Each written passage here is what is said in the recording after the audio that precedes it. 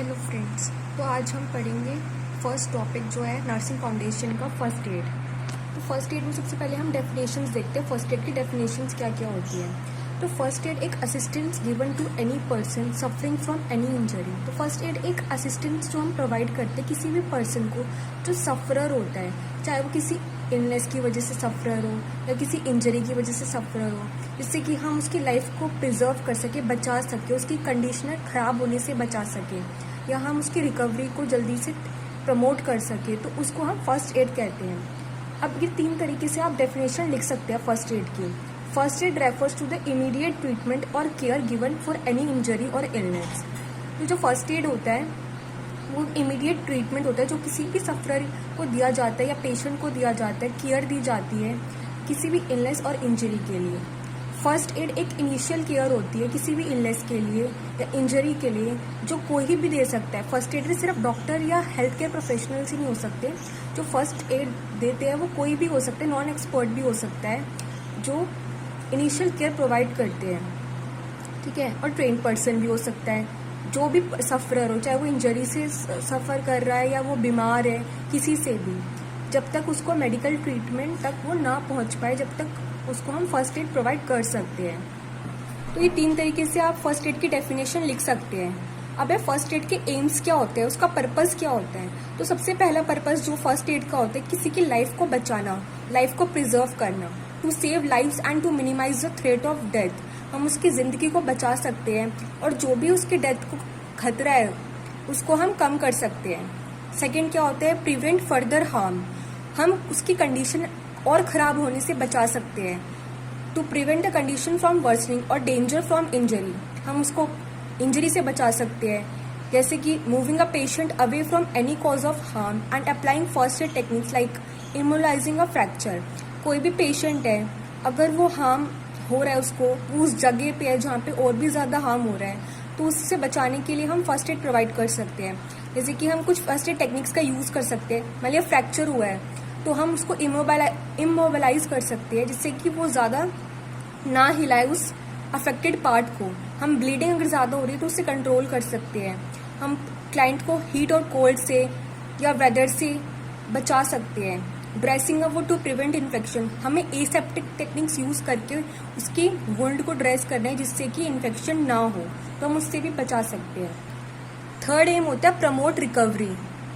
हम उसकी रिकवरी को जल्दी प्रमोट कर सकते हैं। अगर रिकवरी बहुत धीरे धीरे तो फर्स्ट एड उसकी मदद कर सकते हैं उसको रिकवरी फास्ट हीलिंग में। By applying a plaster to a small wound. अगर हम वुंड है, कोई चोट है, उसमें प्लास्टर अप्लाई करें फर्स्ट एड के थ्रू तो उसकी रिकवरी जल्दी हो सकती है। First aider can promote recovery of the casualty by relieving the casualty from anxiety.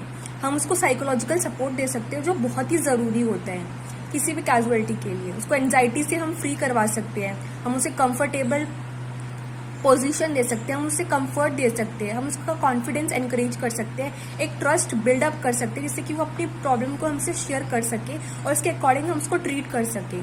Giving appropriate wound care advice. हम उसको वुंड केयर एडवाइस दे सकते हैं जिससे कि उसमें कोई इन्फेक्शन ना लगे। तो इम्पोर्टेंस क्या होती है फर्स्ट एड की। Learning first aid will give you skills, knowledge and confidence to save the life of someone who needs it. तो फर्स्ट एड लर्न करना बहुत ज़रूरी होता है। ये हर एक नॉर्मल पर्सन के लिए ज़रूरी होता है क्योंकि ये तुम्हें नॉलेज प्रोवाइड करता है, स्किल्स देता है, कॉन्फिडेंस देता है। तुम किसी भी पर्सन की लाइफ को बचा सकते हो। They provide support to medical practitioners. वो सपोर्ट देता है, मेडिकल प्रैक्टिशनर्स की हेल्प करता है। They benefit the individuals themselves. क्योंकि ज़रूरी नहीं है कि प्रॉब्लम किसी और को ही आए, तुम्हें खुद भी आ सकती है। अगर तुम्हें फर्स्ट एड की नॉलेज होगी तो तुम खुद का भी ट्रीटमेंट कर सकते हो। तो they benefit the individuals themselves. It helps to reduce the severity of emergency. अगर कोई बहुत ज़्यादा डेंजरस इमरजेंसी हुई है तो तुम उसकी सीवियरिटी को कम कर सकते हो।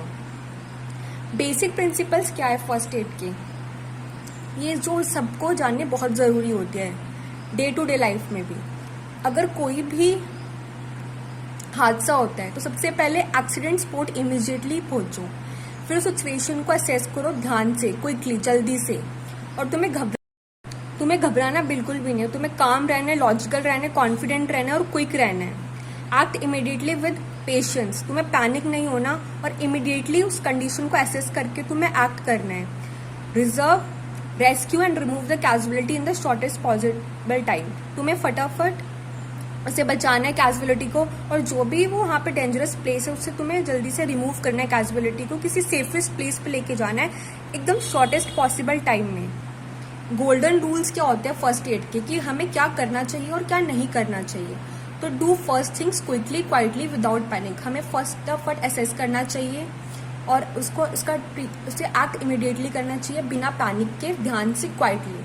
हमें अवॉइड क्राउड करना चाहिए, क्राउड को वहाँ से हटाना चाहिए ताकि फ्रेश एयर हमें मिल सके।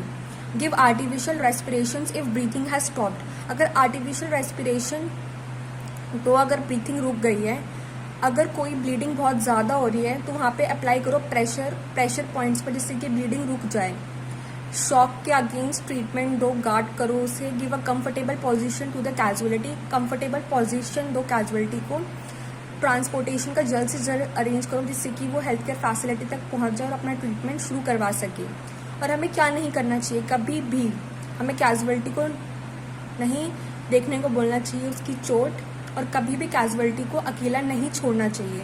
हाँ, अगर कैजुअलिटी बहुत ज़्यादा ज़रूरी है, किसी से हेल्प मांगने जाना है तो बात अलग होती है, नहीं तो हमें कैजुअलिटी को कभी भी अकेला नहीं छोड़ना चाहिए।